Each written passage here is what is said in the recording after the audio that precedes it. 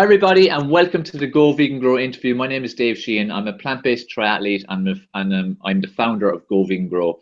And for those of you who have never been on the show before, just tell you why we do this. The Go Vegan Grow interview is all about interviewing experts and authors and people who are recently vegan, people who've been vegan for many, many years, just so they can share their lifestyle, share their story, share their journey with you about how they adopted a plant-based lifestyle and how they moved in that direction, so that you can learn from their journeys, plus when I'm sharing bits about my own journey, because you may be someone who's already vegan, you may be someone who's thinking of it, it may be something you just really are not contemplating, but you're just curious based on some of the information we put out there about these interviews. So, I'm delighted to have you on. It's really something I'm passionate about since I went plant-based vegan. It's January the 1st, 2012 is when I went vegan. So I'm really passionate about it. And I want to help you to make that transition if it's something you want to do. And I love getting on these people around the world who can come on and share their own personal journeys. I'm delighted on this particular The Go Vegan Grow interview, we've got Rich Underwood. He's also known as the Hectic Vegan. He's based in London and he's doing a lot of great work in, again, educating and inspiring and growing awareness about the whole vegan and plant-based movement, which has really taken on to a whole new level in the last 12 months especially. And we're going to talk about his journey towards becoming vegan and since, and also we're going to talk about an exciting project that Rich has where he's launching a magazine. It's going to be free to access. So you're going to get to find out how you can get this incredible magazine for free, which is coming out soon. So Rich, just want to start off by welcoming you to the show and thank you so much for taking time out of your busy schedule to be on with us. Thank you very much. It's good to be here. Yeah, like Dave said, I'm Rich Underwood, also known as the Hectic Vegan. I run a blog, Facebook page, Instagram, that kind of thing. A little bit about me. So when I was a child, grew up in a big house, living with our grandparents and two brothers, mum and dad.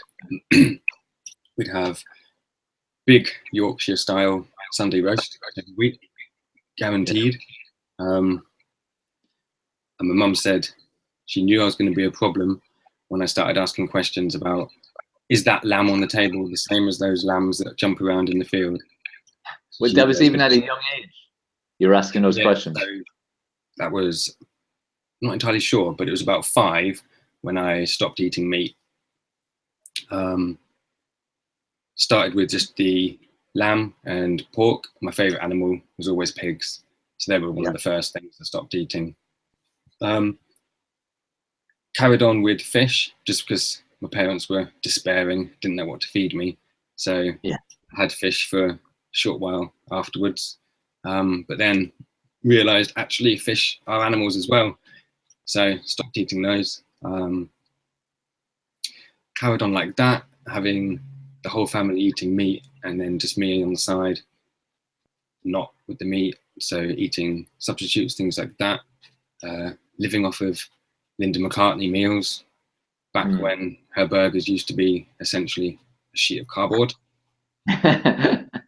Causing havoc in the family. Yeah, that's a good time. So then, what age were you at that? What age were you at that stage? What age were you at that stage when you started eating like Linda McCartney? You were vegetarian, vegan, would say. Approaching 10. Okay. Hitting my teens. Then when I went to secondary school, so I was about 11, things were easier for me because I could then take my own food into school. So taking my cheese sandwiches or corn sandwiches basically every day for years. Carried on like that all the way through school, and then remained vegetarian forever until I got my first job. So out of uni, a new lady started who was vegan. So we had lots of discussions about vegetarianism and animal rights, things like that. She was saying, oh, how come you haven't gone vegan? Because you're clearly interested in it. But I didn't really know what it was. This was probably 10 or so years ago. Vegan was a scary word still. Everybody was a bit scared. Yeah. A bit extreme. But having talking to her, she was saying, well, you nearly are vegan anyway, because I didn't used to drink milk, eggs, I wasn't interested in any of it. Even at school, I wouldn't have. So she introduced me to the Animal Free Shopper. You heard of that? Yeah, I've heard of it, yeah. It was like a little mini Bible before the internet really took off and veganism exploded online. There was nowhere really online that you could find out information, what you could buy, what you couldn't buy. And also the supermarkets weren't publishing PDFs like they do now of all of their vegan friendly or vegetarian friendly, gluten free, things like that products. So that was my little Bible, going around the supermarket and started replacing the things that used to have dairy in. So on her suggestion, I started off eating vegan at home because it was easy, but in restaurants and with family, friends, things like that, trying to be as vegan as possible, but realizing that it's not easy to be perfect. So that worked for quite a while. Always eating vegan at home, almost vegan out and about, and then still having things like cheese and in products when you go out was really hard not to have. So well, was that just convenience, Rich, or was it still not being fully aware of the background behind the byproducts of animals? Like obviously there's killing animals to create meat, but then there's all the dairy, eggs, or cheese, yogurts. You know, was it more just not aware of just still that it's quite a lot of animal cruelty for those as much as it is for killing them for meat?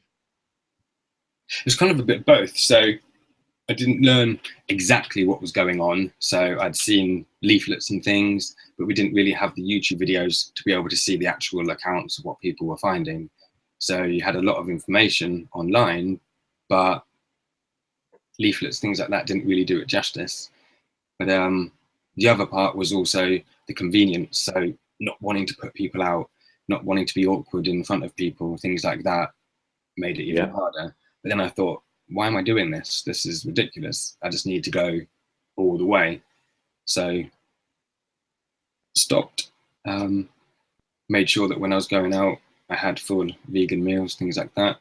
And then luckily in the more recent years, things have got much easier. But one of the main things I put on my website are eating out guides, because that was one of the things I found hardest, knowing, oh, if I go to this restaurant, am I actually going to get fed? Yeah. Will they understand what vegan means? And even today, there's always problems. So you kind of learn where you can and can't eat, what chain restaurants you can go to, but also what places you can't go to. So even a few weeks ago, I went to a local Italian restaurant, and independent, told them I was vegan and see if they had anything on offer. And they didn't understand at all what that meant. And they were like, oh, we've got this fish you can have. And I was like, no, that's not what vegan means. And they literally didn't understand. So while my family were talking into their meals, I was just... in this day and age that they still don't know, especially chefs and restaurants, you'd imagine that they surely would know at this stage. But like you said, like, if you go back 5-10 years ago, it was really, you had to explain yourself, and you would nearly even be afraid of what they might do to the food. It's like, my wife is vegan now for, it's nearly 12 years. So when we would have gone out eating, I was still eating meat most of that time up to 4 years ago. And, it was always trying to be very picky about where we would go. Ideally, if there was an actual vegan option, but at least we had veggie, and it could be, veganized, for want of a better word. And, it was always a bit of a minefield. And you'd know even by the servers, sometimes it would be receptive and helpful, but a lot of the time you could see it was like it was putting them out. When, like I say to people with eating out, the bloody kitchen has every food you can imagine inside it. So it isn't that hard. Cooking vegan food isn't that hard either. It's just they can't be bothered, unfortunately. At least things are starting to improve, but I can totally understand the experiences that you're saying you've had. And that's basically it. So being vegetarian in the 80s and 90s was really hard. You were lucky if there was a vegetarian option on the menu. I remember one time when I was a kid, we went to a non-chain pub, and I had a vegetable soup, and my dad asked, is this vegetarian? And they were like, yeah, of course, it's just a vegetable soup. So that was great. Tucking into it, and then there's lumps of brown kind of floating around, and I'm like, this doesn't seem right. They're not clearly not mushrooms. So my dad asked the waiter, the chef came out and said, oh no, of course, we've got to use beef stock to give it any flavour. So there's lumps of beef floating around in it. So it's like they have a vegetarian option, but clearly don't know what that means. Yeah, yeah. No, like the good thing at least is it has changed quite a bit in the last 6 to 12 months. At least there's still challenges, but on a global level, it's starting to change. Of course, not as fast as we want, and it's still a little bit difficult, like your Italian restaurant experience recently. But at least most cities now have a veggie place, veggie vegan, or some even have vegan restaurants. Like even in Lanzarote, where I live, one of the main towns now has a vegan restaurant, proper restaurant, and it has like a vegan shop come like little cafe, takeout or just little snacks, but it's vegan, which is great for some of this, Lanzarote and Spain is typically more backward in this whole area. So it's great to see that since we went over. And a lot of restaurants now have a lot more veggie options, and some of them are very receptive to, again, veganizing them, which is great. So things are definitely changing. And this is where, people like yourself doing blogs, especially about eating out, which is such a key part of life for people, and socializing and having fun, and food forms to everyone's life anyway. Blog like you put out there is just so important. It's such important work that you do. Yeah, and that's the thing. So I just based it on what I found hard, and figured if I found it hard, then clearly other people must see the same thing. Yeah. So I spend a lot of time on Twitter, searching for people that are asking about veganism and saying they want to go vegan, and talking to them and saying, so why do you want to go vegan? How can I help you go vegan? Do you need any suggestions? Things like that. Just because I know that it is so hard. And there's a lot of people still that just don't understand or think it's extreme. Yeah. Just tell everyone, what's the website again? So thehecticvegan.com. Yeah, so nice and easy.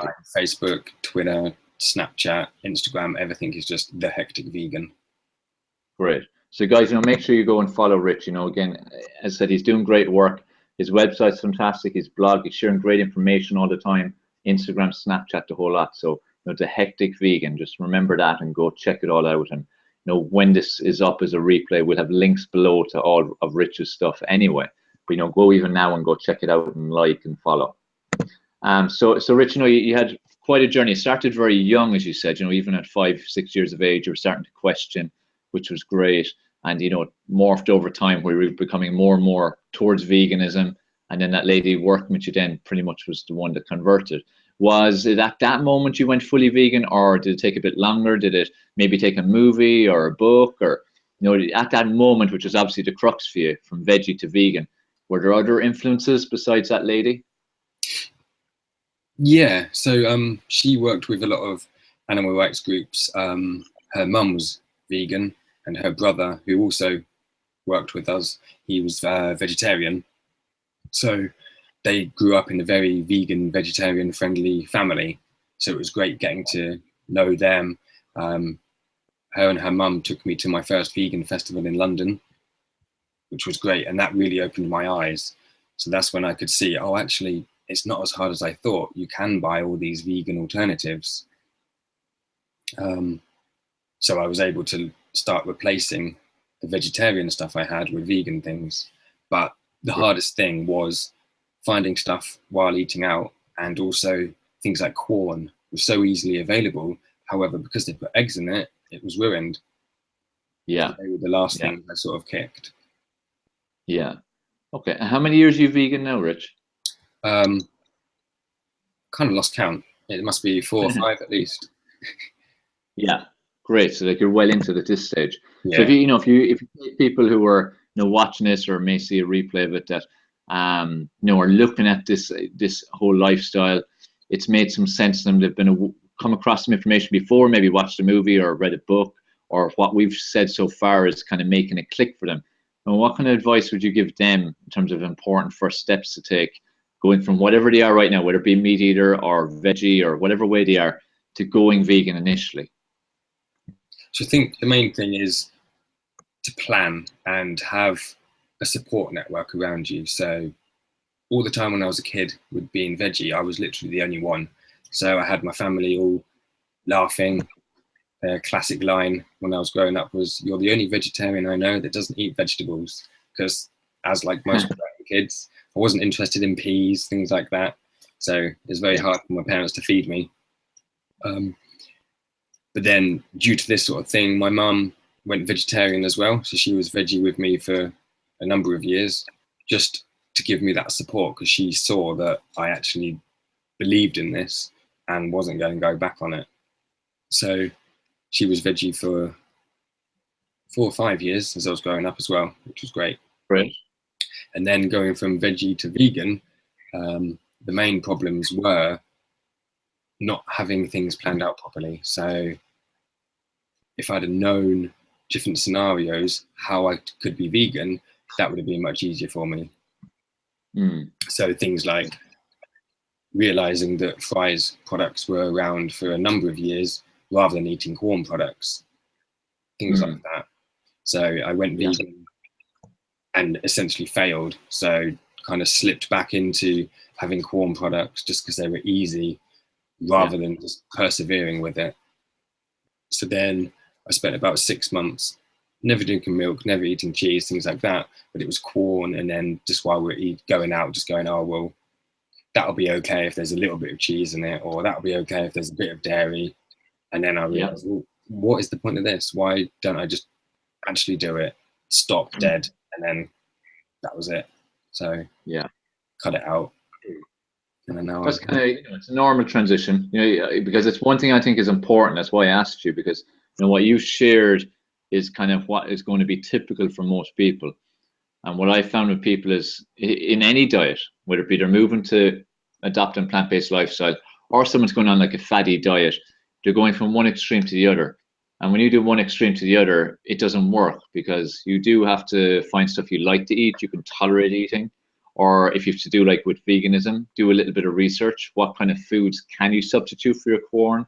Or where can you maybe eat? Or what milks or cheese or whatever it might be, where are you going to be able to get them online or offline? And it's important for people to just take steps in the right direction, and just focus on whatever food you're liking, find the right substitutes for them. And while it might be a very basic way of eating at the start, and even boring and not much choice, at least then you're following a plant-based lifestyle, and then learn. Especially these days with the internet and so many books and so many people sharing blogs like yourself, there's so much information out there. It just means experimenting, trying different foods, trying different recipes, and finding what you like, and it just broadens from there.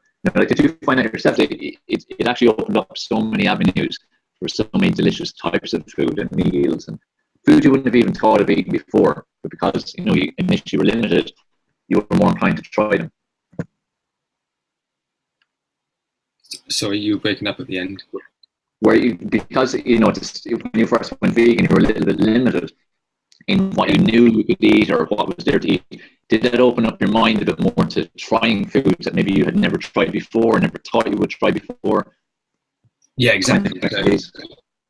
For years, I believed I didn't like spicy food, and I don't know why. Maybe something when I was younger, so I thought I wasn't able to tolerate it. So I always avoid curries, things like that. But then slowly building up with very mild curries, and then building up, I realized, oh no, it's fine. And that's opened up a whole new world to eating things like Indian food that I never would have touched years ago, just because I was always like, oh no, I can't have that. I don't like spicy food. Yeah, definitely. So there's all sorts of weird vegetables and fruits that I used to think when I was a kid, oh yeah, that's disgusting, not interested in that. And then go, that is quite nice. And then especially these days with the lots of supermarkets and local grocery stores having all these weird and exotic fruits and vegetables that come from all over the world, they're great because there's so many different things. So I had no idea what a jackfruit was until about 1 or 2 years ago. I was like, what is this? And recently that seems to have exploded because it's a really good substitution for pulled pork, which seems to have exploded as well. Yeah, definitely. It's great. And it's just, like I said, trying different things. That's what we have to do. It's like I had when I think back now, You know, pineapple, I always said I absolutely hated. I just totally found it disgusting. Now I love pineapple. Even hummus. I never really tried hummus until I went vegan. Now I have it practically every day. Even something like peanut butter. You know, so it made me try different foods, and I was really missing out on stuff for, was it 4 years? I'm saying about 34 years. I missed out on a lot of foods that now I actually love. So, you know, that's the advice I tend to give people is, you know, just open your mind, try different foods, experiment with different recipes, you know, and just see what you like. Yeah, definitely.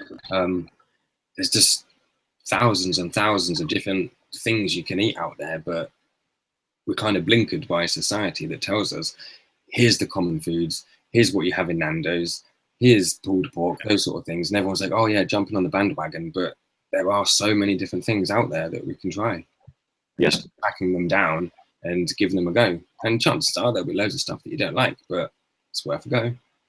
Exactly. That's what we have to do. So tell us a bit more about the Hectic Vegan, and you know where that came about. You know, what made you decide to set that up, and obviously you said about your blogs and sharing about with eating out. Share a bit more about where it came from, the idea, the concept, what's happened since you started it, and you know, and just share a bit more about the great work you do with that. Yeah, so I started off with a very small WordPress blog and an Instagram profile. And I used to just share things I was eating, vegan foods, vegan drinks, things like that, just kind of like my vegan life, posting every so often on Instagram that then would automatically go to the blog. Then getting more into it, I realized I could start sharing recipes and things like that, like the restaurant guides. So it grew probably from about January, February time last year. And then ever since then, keep building on it, and just now spend all my free time building it online. So on the website, blog posts, run a lot of competitions, giving away lots of vegan products to people, just to be able to show them different vegan things that are out there, and also on the social media. Just on that, Rich, you know, so share with people. That's even how we actually connected, guys. I saw that Rich was running a competition. It was around Easter time, and he was basically giving this massive collection of Easter eggs, giving away for free. And all you had to do was enter the competition, give your email, and just share it and recommend it. And whoever helped to get as many people involved with the competition, they got various prizes. And you know, that was quite an undertaking for Rich, both in time, and also he had to have the expense of going and getting these eggs. But again, this was part of his mentality to grow the awareness for people that look, it's Easter time. There's a huge array of Easter eggs out there, and you know, I was delighted that I managed to become one of the people who won an egg, and it was a great surprise then for Max to get an Easter egg delivered to him, you know, just after Easter, because with being in Lanzarote, obviously, you know, postage is pretty slow, and they can deliver things when they feel like it. So it's quite a lazy environment over there. But you know, what a nice surprise for him, and what a wonderful gesture for Rich to do. You know, indeed, check out his competitions. He runs them very regularly. And you know, it's great work, and it's growing awareness. You know, and it's the audience. If you give a lot, you know, stuff's going to come back to you. And that's the thing with going, you know, leading with your heart, and leading with a mission, and leading with a, you know, really positive reason why you want to help people. So, Rich, you know, it's great work you do with all these competitions. I love it. Yeah, and I found that was a big thing. Sharing all these vegan products that people didn't really know about. So one of my most loved ones are Lush products. So I'm always buying different Lush boxes or different things. Luckily, living right near London, I can visit the flagship store. So they do a lot of rare ones that are only available in that one shop.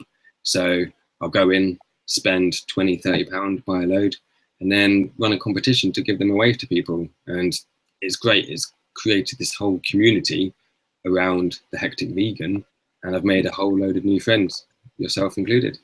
Yeah, that's great, and it's all about community. Like this, when this is like a movement and, you know, a mission for people, and you know, we spoke about it earlier. That, you know, when you do adopt a plant-based lifestyle and you really get it, everyone comes into it for one reason to start with, but then it typically becomes about health and about their bodies and energy, but also about animals and the planet. You know, I know that's what happened with me. I initially got into veganism because for 6 months I tried it to see how it would affect my performance and my results for training, and it was incredible. You know, it was every bit as good as on meat and whey and creatine and all those things, and even better. My recovery was faster, my times were getting faster. So that was my initial hook in. And then over time, the more educated I got, the more it became about animals and the more it became about the planet. Because it definitely does open up your mind. It opens up your mind to the reality of what's actually going on. And you become more aware of the animal cruelty in every area. And then you become more aware of the planet.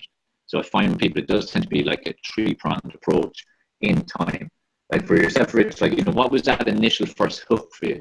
Because typically it's one of those three. Was it the animal cruelty was kind of the one that really hooked you into going vegan? Yeah, so that's the reason I went vegetarian when I was a kid. Yeah. So that's always been my reason. The animals, I'm not bothered about the health. Yeah. It's just a happy byproduct. Yeah. And I eat enough vegan junk food to not be that healthy. Yeah, you enjoy the junk food, and the thing is, these days there is such an array of it. It's crazy. Like, it's great that there's so much choice out there now. But for whether it be for healthy food, which typically doesn't have to be like created by companies, it's their beans and lentils and chickpeas and all your different grains. But the choice of fake meats, and even like, actually I saw there's actually a vegan butcher's opening in Dublin. I think it's next week or the week after, which I was pretty shocked to hear, because Ireland has been quite slow. When I look at the difference between the UK and Ireland, and even the world versus Ireland, Ireland's been quite slow grabbing even vegetarianism growing, and especially veganism growing. Like, there's only one small cafe that's vegan in the whole country, and that's Dublin. There's about 2 or 3 other veggie cafes in the whole country. When you compare like with the UK, there's so many popping up everywhere, and obviously in many countries around the world. But there's actually vegan butchers opening up next week, which I was amazed at, because I did see one opening somewhere in the States. I think that was about 3 months ago or something. And it's definitely something that's going to grow quite fast, especially because it's so unique and niche. And people are going to be very curious whether they're meat eaters or they're actually vegan. But it's great to see that growth. Like, actually, Rich, share with people, because obviously, like, you're in London. And I know from visiting London from time to time over the last few years, definitely growing. From someone living there, share people your experience living there and it becoming easier to shop and to eat out, as a vegan. Obviously, sometimes there's challenges, but there is more choice.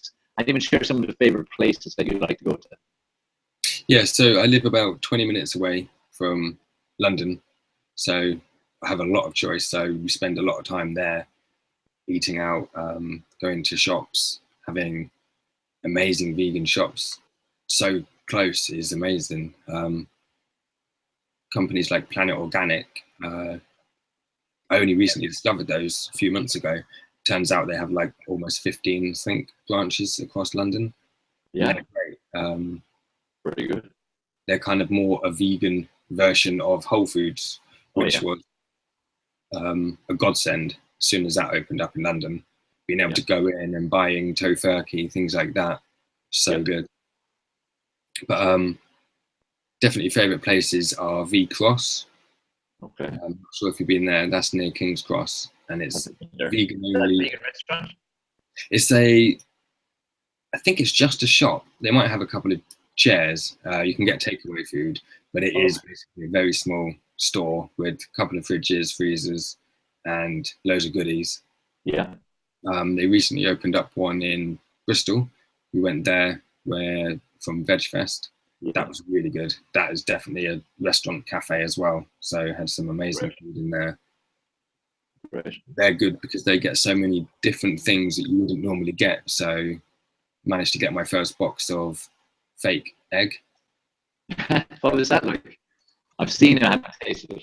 Yeah, tried it a few nights ago. It was just how I remember being a kid, having scrambled eggs. It was just like it. It's even got that kind of weird eggy smell. Yeah. We use a lot of we used to make a lot of scrambled tofu. We use the black salt for getting that eggy smell. Which don't use, but so that was a good substitute for scrambled egg for anyone who's moving towards veganism. Yeah, exactly, and they're the sort of things you need to kind of go, well, I like this. What can I have that is a simple substitute for that? Yeah, and I think that's where a lot of people struggle, and it's definitely where I struggled at the beginning. Yeah, definitely. This is where I said earlier about people jumping in too hard. They nearly expect. I suppose even the media doesn't help. that it's nearly portrayed nearly like you're eating like a bird, and it's just all about salads and vegetables, when it doesn't have to be. And I think for anyone who is transitioning to going vegan, definitely all these meat-free products are definitely a godsend, and they're nearly a must really, because if you're used to eating burgers or chicken nuggets or fish fingers, you can't go from that to eating like kidney beans and lentils and just rice and pasta. You know, you can't. It's too big a jump. So eat your processed junk food, processed fake meats, and then look at in time to move more to more whole food. You know, but at least use them definitely in your transitional phase, and you know, depending how long that ends up being, you know, but at least get used to the ones that you like of those. Like definitely fries are a good brand, and their products taste quite nice. V-bites aren't too bad either. But it's, you know, definitely use them for transition. Anyone who's thinking of moving that direction. Have you got to what's called again? Tibbets. Tibbets is one that we would have liked. We've got there a couple of times. Yeah, no, never been there. It's across from, you know, the road Hamleys is on. Is it Oxford Street? Actually, I think that is. Hamleys is on Oxford Street, I think it's called. But it's one of the side roads off it, across the road from Hamleys. One of the side roads. I can't remember the name of it, but it's really beautiful food. You actually go in, there's about, I think it's 50 choices. A few days of the week now it's all vegan, and the other days of the week out of the 50 is probably about 20, 30 choices that are vegan. And you go around basically with your plate and you fill up whatever amount you want for each dish, and then you go get it weighed and then you pay. And it's very high quality. You are paying a little bit more than you might in some restaurants, but again, it's quality and you get an amazing choice. So that's one that we would really like from the few times we've been in London. Or Veggie 222 is a place that's pretty nice as well. Don't find it amazing, but I find it quite nice and nice choice. You know, they're kind of the two main ones that we've seen ourselves. Yeah, and there's recently opened a new vegan ice cream parlor. So I think it's in Soho, and it's called Ulrika, and it's amazing. And they do like classic ice cream, like bowls, and also milkshakes, things like that, frozen yogurt, and it's all totally vegan. Oh, great. I'll be straight there next time. Ice cream is my favorite treat. Yeah. Great. You said that's, where did you say that was again? Soho, is it? In Soho, yeah. Excellent. That will be on my radar, so next time I'm in London. Yeah.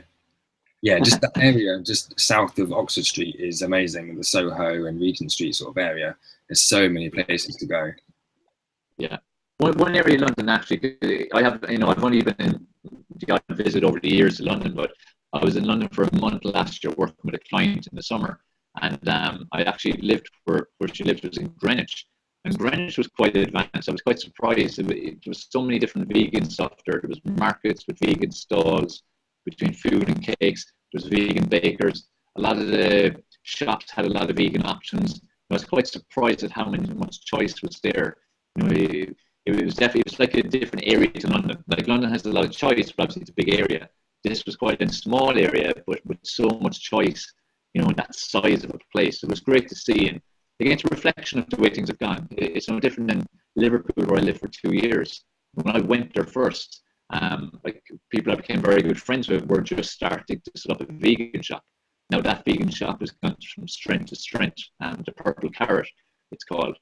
There was one vegan restaurant, like just one basic one. Now there's actually quite a few vegan restaurants. There's pizza parlors, there's pizza delivery, and there's loads of restaurants that are vegetarian, vegan, and all your typical normal, we call them, restaurants have actually vegan options. So like Liverpool has become a place where there's just so much choice, and you know, myself and Max are really looking forward to going there early August, where we'd be for a week or two before my race, and then head back to Lanzarote. So like the UK is really coming on, Rich. It seems to be all over. Yeah, so one of our favourite places to go is Brighton, just because there's so many places there. You kind of know if there's a veg fest, you know that's going to be a very vegan friendly place. So Bristol, I've never been there before until this year, and that was great. Yeah, there's quite a few places. One place I haven't been is Glasgow, which I heard this year has kind of taken the vegan crown from Brighton for how many vegan places they have in such a small area. So definitely need to get up there, because there's, from what I see, loads of restaurants, cafes, shops, and I think even a music venue is totally vegan. I'm looking forward to that because I'm going to be speaking at Veg Fest Glasgow. So I've never been to Glasgow before. Apart from, I think, yeah, I was there for a couple of hours before. That was it. But I'm looking forward to seeing the place properly, and I got to experience Veg Fest Glasgow. And now, from what you've said, that'd be fantastic to see. That's all the different vegan restaurants and shops and everything. It'd be great. Because Brighton was amazing. Definitely try and spend some time there and have a look around, see what there is. Exactly, make the most of it. Yeah. So, I mentioned there a while ago, Rich, that you're setting up, or you're well into the process of launching a free magazine, free vegan magazine, which is going to be amazing. And thank you for asking me to contribute as well. Again, it's going to be great to be part of the whole project. There's some amazing people as part of the team and contributors. Share with people again the concept. It's like with the Hectic Vegan, where that starts from. What put this idea into your head? What were your reasons for deciding to set this up? Share a little bit about the process, because as well there might be people listening who would love to do something similar, or just to launch some kind of vegan venture. Maybe share some of the challenges plus some of the successes and enjoyment of it, and just let people know where it's at, and as well how they can get their free copy when it launches soon. Yeah, so a few months ago I was thinking there's quite a few vegan magazines coming out at the moment. However, they're all £4 or £5 and not necessarily easy to get hold of. So figured I always want to be able to give my information away for free. What would be good is to have that information kind of condensed into a small package that's easily readable. So I figured, let's get a free magazine out there, send it around to loads of different vegan outlets, so health food stores, vegan restaurants, vegetarian restaurants, things like that, and be able to show people that even going from meat eating to vegan is easy, and also vegetarian. So one of the main pushes is making sure that vegetarians will see it, to be able to help them make that final step over to being vegan.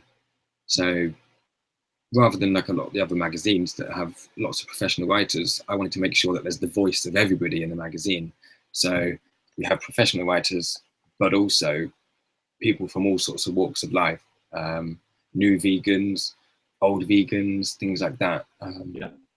We've got a couple of kids who are still at school talking about their vegan journey and how they cope with being vegan at school and dealing with bullies, things like that.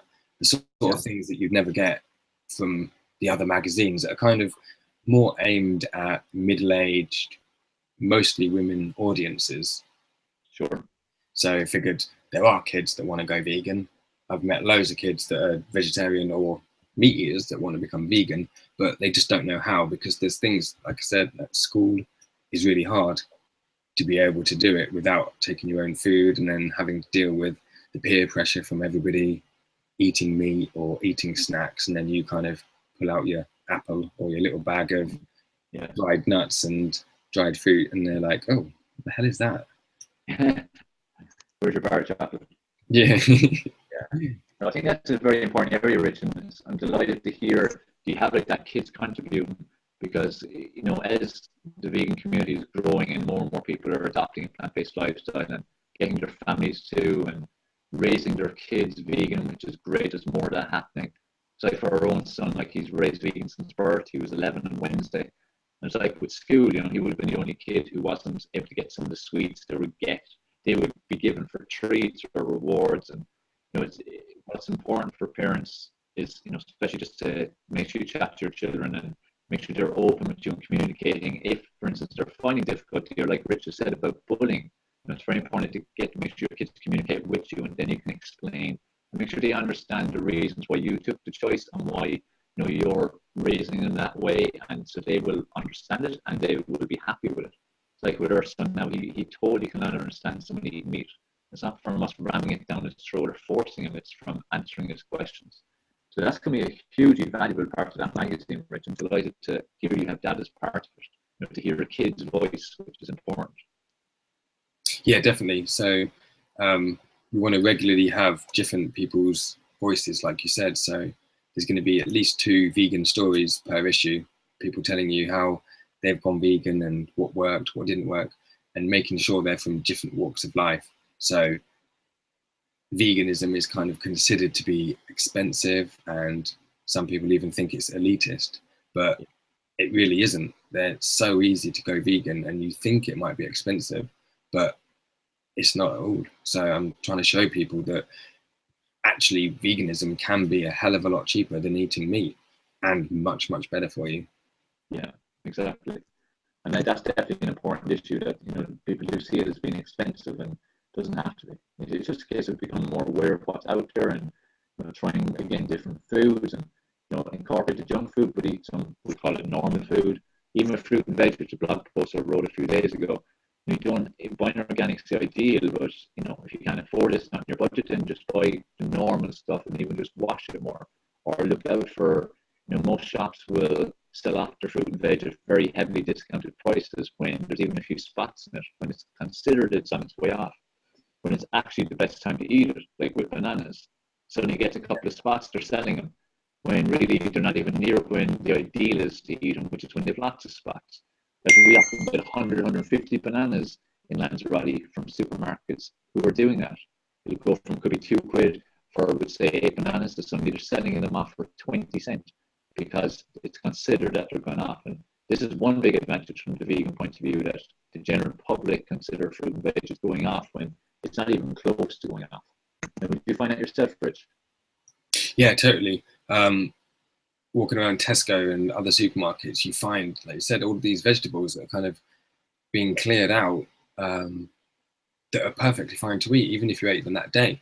But I've often bought bagfuls of bananas, things like that, and then just chopped them up and frozen them, ready to make an ice cream or just smoothies, things like that. Yeah, exactly. It's not like meat, where when meat's getting towards the end of its life, you can't eat it anymore. Yeah. It's still safe to eat these things.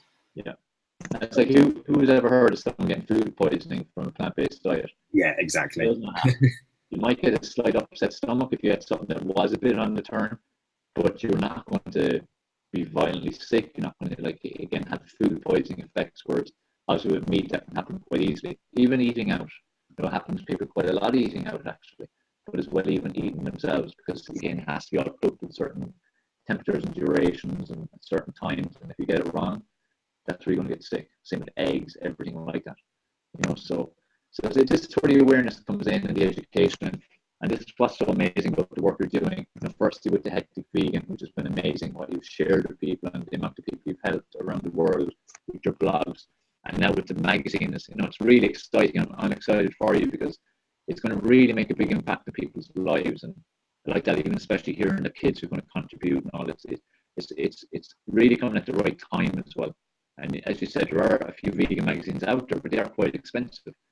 And it's the thing I find as well with, whether it be health products or vegan products, sometimes it can be at a premium. So for you guys to be able to get a magazine in digital format like this, with such great information in it, and for all walks of life, it's invaluable. Like, Rich, where do people sign up for it? Is it on your website?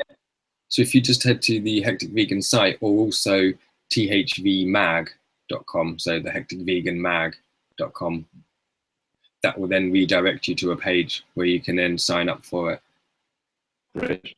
So guys, thvmag.com. Make sure you go to that, get online and get on it so you can get your free copy, because I'm sure it's not going to be free forever. So you want to get in now, and also make sure as well to share this information with people. It's like when this recording is up, share this recording. We're sharing important information for both you and your family and your friends. But think of the people who else can this impact? Who else can benefit from getting a free magazine? It's going to have great information, so you don't want to miss out on it. So make sure to go to thvmag.com and register to get your free copy. And as I said, share it.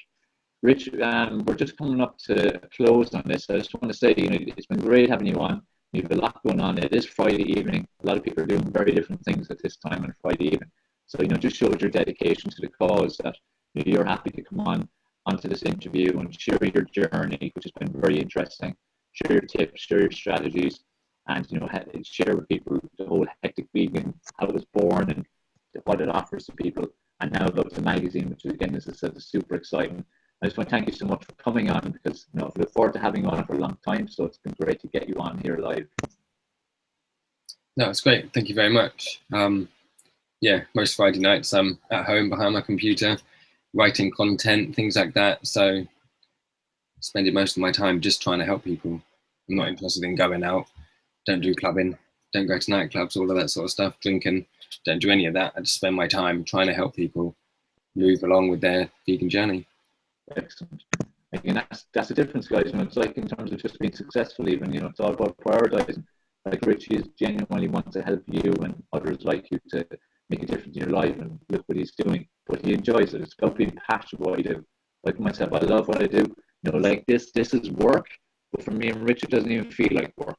And because we're helping others, and we're connecting. It was great for us to cross paths and connect, and develop our friendship like this. And guys, just don't waste the information you've heard, from your own life, whether you're vegan or whether you're looking at this lifestyle. I'm sure you've got a lot from this interview that you can improve your life at the moment and those you care about. So make sure you make use of it. And also, like I said, share the information. Also share information about Go Vegan Grow generally, and share the Go Vegan Grow interview where we have people on every single week. So make sure you share that, and importantly, share Richard's details. So The Hectic Vegan across all social medias, thehecticvegan.com, and also then thvmag.com to get your free copy, to get registered. So do all these things below the recording. There will be all the different links. If anyone's any questions after this, just send them on to me, and if you're directed towards Rich, I'll send them on to him so he can answer you.